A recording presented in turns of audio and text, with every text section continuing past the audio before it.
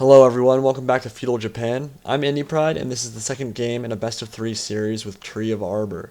If you haven't seen the first game in our series, I definitely recommend going back to watch that first. There's definitely some history between us on Shogun 2 and a bit of a rivalry that I talk about, and that video also explains in detail the power of the ashigaru spear wall build and how to beat it in classic battles. This evening, I'm going to be playing as the Hattori, a very unique Sengoku clan in Shogun 2. The Hattori are the only clan with Kisho training, which means that any samurai or ashigaru unit can deploy outside the deployment zone. Now, Kisho training only applies to infantry units, so you can't do it with cavalry, but as you can probably imagine, being able to deploy anywhere on the map with the bulk of your force is a very big deal, especially when captural dojos come into play. We have dojos turned off in this particular battle, but here on Alpine Ridge, there's a very important part of the map to capture, and you guessed it, it's the ridge in the center. So I'm going to deploy the bulk of my infantry on the ridge in the center of the map and try to get a good position to shut down Sir Tree of Arbor's approaching force. Now, Tree has brought a Naginata rush build. Naginata samurai are the tankiest melee infantry in the game with 9 armor and very high defense values, and Tree has given each of them 4 chevrons, which means they're going to be even scarier in melee with higher morale, attack, and defense values than normal. His front line is going to be very dangerous, and he has 3 Naginata warrior monks as well. Monks are a bit of a glass cannon unit, but if they don't get shot or charged by no-dachis, they're going to absolutely wreck other melee infantry and cavalry in combat. He also dismounted his general for quicker access to stand and fight. But what's happening now is he's moved up 2 of these bow cav units, which are just going to be his skirmishers. They're going to harass my front lines, and he's going to try to get as much of my meat shields off the field as possible. So I brought these 5 chevron ashigaru. I love doing this with my builds. It's very, very good at screening your advance and honestly just killing a lot of stuff. I talk about it in the last video as I chase off his bow cavalry right here. But ashigaru with chevrons are extremely cost effective, and they can still be utilized as meat shields, but they're meat shields that can actually kill a lot of stuff when you go into spear wall. So Tree knows how good my veteran ashigaru can be from the front, so he wants to weaken them as much as he possibly can so that when he rushes and gets into melee with my spear wall, it won't be able to hold up very well. Naginata samurai are uniquely suited to dealing with yari walls from the front. Like I said, they have very high armor and defense values, which is very important when charging into front of a bunch of pointy sticks. So units like no-dachis and katana samurai generally do very poorly against a yari wall from the front because they have low armor and defense, but Naginatas can push through that front line without taking any casualties, and once they get into the center of a formation, an ashigaru formation, they kind of just blow it apart. They'll really rip them apart.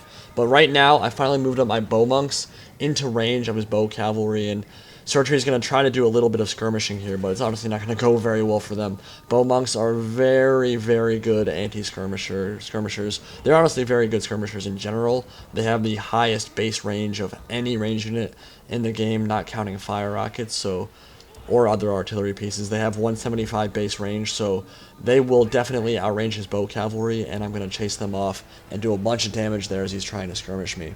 But this means that Sir Tree is ready to start getting into melee. He's going to sacrifice a light cav unit here, and I'm just going to destroy it with a matchlock volley. Whole thing is just going to die in one volley. That was glorious. I think the entire unit literally died in that single volley from my matchlocks. So that meat shield wasn't super great, but it does mean I have to stop and reload. And I'm going to try to chase down some of his other cavalry units, but he's going to come right up the center and start disrupting my formation. I'm going to get my ashigaru into spear wall. You can see a good charge here from his light cav units. He loves doing this, these kind of sacrificial tactics with the light cav to tie down my units and prevent me from getting into spear wall sometimes. So this is a mistake right here. I'm going to try to charge into his great guard with my katana samurai. I didn't mean to do that, it was just a micro mistake that got too far up, and he's going to punish me very heavily there. That katana is going to go down very quickly, and all across the line he's going to now charge the ridge and do his best to kick me off it. And my spear wall line has already been skirmished down somewhat. His bow cavalry did quite a bit of damage to me, and so you're going to see his Naginata samurai, at least on the left flank, do very well. You can see my ashigaru already in red morale. That's very bad for me. I do not want my veteran ashigaru routing this early in the battle. You can see wavering, popped war cry on my right flank. That -3 or 4 morale penalty is really going to hurt me there as well.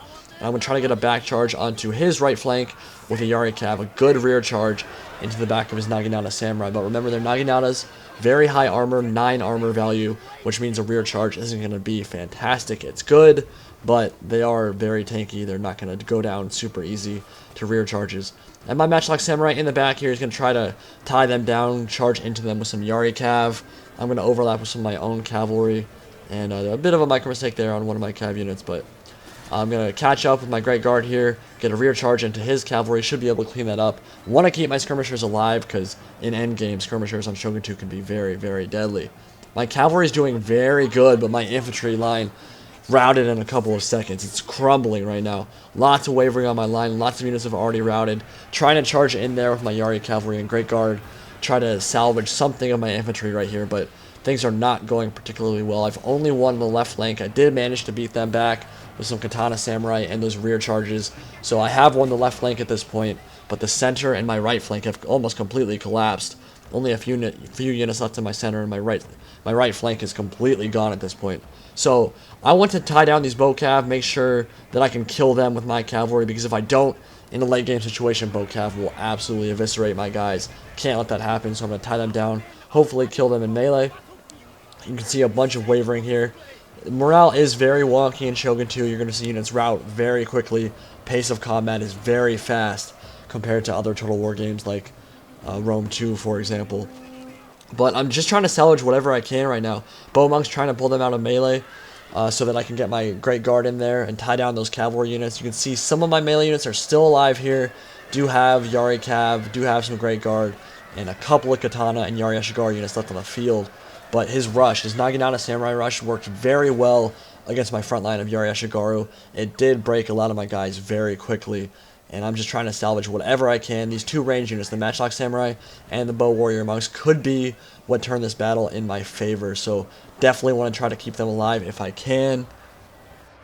But this is where Tree's build is going to do him a lot of favors. Those extra chevrons, those 4 extra chevrons on each one of his Naginata Samurai are going to give him that extra morale, that extra defense, and of course just the fact that they're Naginata Samurai with 9 armor. It's going to make it very hard for me to start breaking these infantry units that he's engaged me with now. So I have some Katana Samurai left, and I do have my range units and some cav units, but I quickly realized that these cav charges are not going to do enough. My infantry just routed, going to pull away here with my Great Guard and my Yari Cav and my range units, and I'm just going to have to try to whittle down the beast that he has left on the field. So he's got 3, one Naginata Warrior Monk here, very fast unit actually, a lot faster than Naginata Samurai, so that in and of itself is scary, but he also has the 2 Naginata Samurai, which are very hard to kill with cavalry charges. So I'm going to focus on the Naginata Warrior Monk first. They are the faster unit, so I have to take them off the field because they're simply going to catch up to my skirmishers or get close to it. So, and they're more susceptible to cav charges as well. So I'm going to try to get my cavalry on both sides of this Naginata Warrior Monk and start charging it.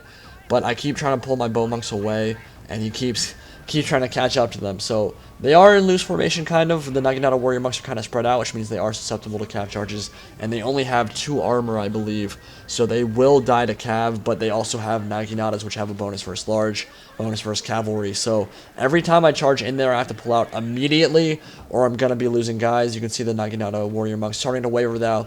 That's very good, but my cav has taken a ton of casualties as well. Every time I charged in there, I was losing guys. So I did manage to rout that one Naginata Warrior Monk, which is great, but that also gave his Naginata Samurai more time to close the gap, and this is where it becomes impossible to kite effectively when you have the same number of skirmishers as they have infantry units, because they can click 1 attack order on one of your range units, 1 attack order on one of your other range units, and you can't run away. You don't have enough time to shoot, turn around, run, shoot, turn around, run. You don't have enough time to kite. So I'm going to have to sacrifice my Great Guard here, get a charge in there. They're routing. They're going to rout off the field, but it gave my Matchlock one more time to get some shots off. We're going to see them get some shots in here, and you can see in the background my Bow Warrior Monks getting charged now. Bounce bar very much in Tree's favor. Going to get a good shot off here. If I don't rout the Naginata Samurai here, I'm not going to be able to win the battle. Hopefully I'll be able to. Matchlocks in late game situations can be very good with their morale penalties and their killing power, but it's not enough. He's going to charge in. Blood sprays everywhere as my Matchlock Samurai are gutted. Very painful way to die. Oh god, right in the neck. Blood spurting everywhere. And that's going to be it. I didn't have enough left at the end of that game to kite effectively, If I maybe had one more melee unit, I think I probably would have won that battle, given my matchlocks more time to fire, my bow monks more time to fire, but I couldn't kite appropriately, and Tree was able to punish me there. So his build was very, very good for taking that ridge in the center of the map. He pushed very effectively. Good charge, good rush build from him, honestly, and his vocab actually did quite a bit of damage to me as well.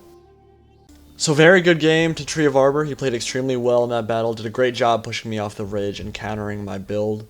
There's going to be one more game in this series, a snowy 1v1 on Crossroads, with some absolutely glorious fire rocket gameplay, so definitely be sure to check that one out when it goes up. Hope you all enjoyed, and I'll see you all soon. Indie Pride signing out for now.